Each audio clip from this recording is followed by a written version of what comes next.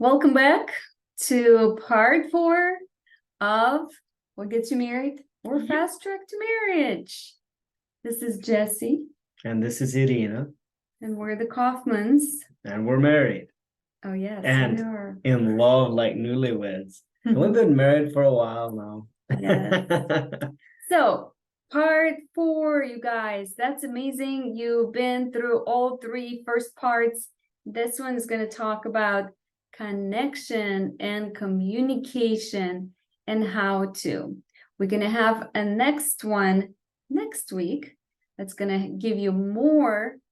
This one is going to be the first steps towards that. Yes, it's starting from stranger to friend. Yeah. How to make a friend in literally 5 to 10 minutes. And that's, it's interesting. This thing is going to help you to even use these techniques with those that you already know, your friends, your family, and you can continue that. If you're married, you can ask your spouse once in a while those questions, not the same ones that you already know, but improve on. So not only can it be used to get to know a person that you've never met, it can be also be used to keep you up to date on people that you do know by discovering what their dreams and goals are now. How are they doing now? Mm-hmm. So let's dive into it. Let's go. So there's an acronym that we use called F.O.R.M, F-O-R-M. Each letter stands for a different category of questions you'll be asking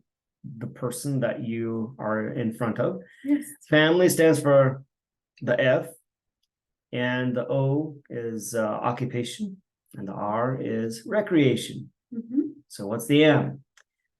We'll get to that. So first of all, when you meet somebody, the best way to break the ice is to give them a compliment that's genuine and real. Find something you like and genuinely appreciate about that person and compliment them. Mm-hmm. That's a good icebreaker that's safe, and nobody rejects a genuine, heartfelt compliment. That can then lead into, if you want to and you have the time to do so, to introduce yourself by name, where you're from, and ask them where they're from, their name, and family is usually, from that platform. Mm-hmm. How many siblings you have, mom, dad still alive and well, and all that. And then that can lead into what they do for an occupation. You don't have to ask them, hey, what do you do for work? You can ask them, what do you do in your free time? Well, that would lead into the next one, which is recreation. But as far as occupation, you ask, what do you occupy yourself on a day-to-day basis? Mm-hmm. And then from work, we can ask that question of, right. What do you do in your free time? And that gets into the fun stuff, the hobbies, the adventures, the dreams. And one of the things that everyone likes to talk about is their dreams. What are your dreams? And if they don't know, opportunity for you to help them explore that and create a good connection in that. Mm-hmm. So now for the M is the message. What is the message?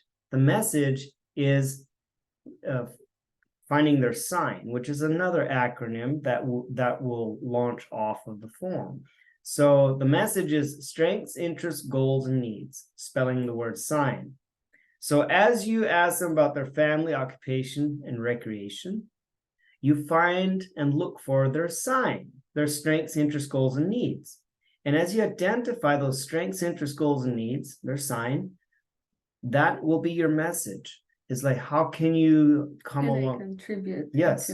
Let's turn it over to Irina to share about the sign. Yeah, so it's finding how you can contribute to them. What can you bless them with? And it's, it's used for connection too. If you want to, like, let's say, oh yeah, I'm working as a roofer, and you say, oh my gosh, really? My neighbor is just looking or talking about finding a good roofer. Can I give you or their contact, or you their or them your contact, whatever that is. And so that way you find the need, right? Or someone says, I'm actually I'm single. I've been single for a long time. I really want to find a wife. That's why I don't have my own family yet, and or a husband. Then you say, really? Okay, wow. I know someone that actually can help with that. Would you be open to connecting with them? And so you find the sign, you find the need that you can feel. That's where the message comes in. The message is, how can I help you? What can I do for you? This is my way to help you. It can also be you affirming the person and speaking life and blessing over that which they have identified that's important to them. Yeah, which again, that can bring you to, I would love to connect with you further. Is that okay if I take your phone number and I'll give you mine as well so we can meet up later? And the phone number will, and connecting with them next, again, will lead us into the next video that we encourage you to watch after this one, where we'll show you how to take it to the next level and what questions to ask. Yeah. And if you have watched this far on this video, we have a free gift to offer you, a PDF of some questions that you can ask to form people and find their sign. Comment in the comments underneath this video on whatever platform you're watching it in. And if we see your comment and you give us a place to send it to you, you choose what that is, whatever platform, email, message, whatever. We'll send you the PDF just as a thank you for watching this video. And we'll give you some questions to ask. If you're like, I don't know what to ask, we can help you with that. Yeah. There you go. And just to give you some ideas, you can practice this with your family. Start with them, practice with your friends. And I would be really surprised if you know everything about your friends. You can ask them, be like, hey, I've known you for a while. I don't know if I know this about you. And you don't have to say like, oh, hold on, let me ask you this question. No.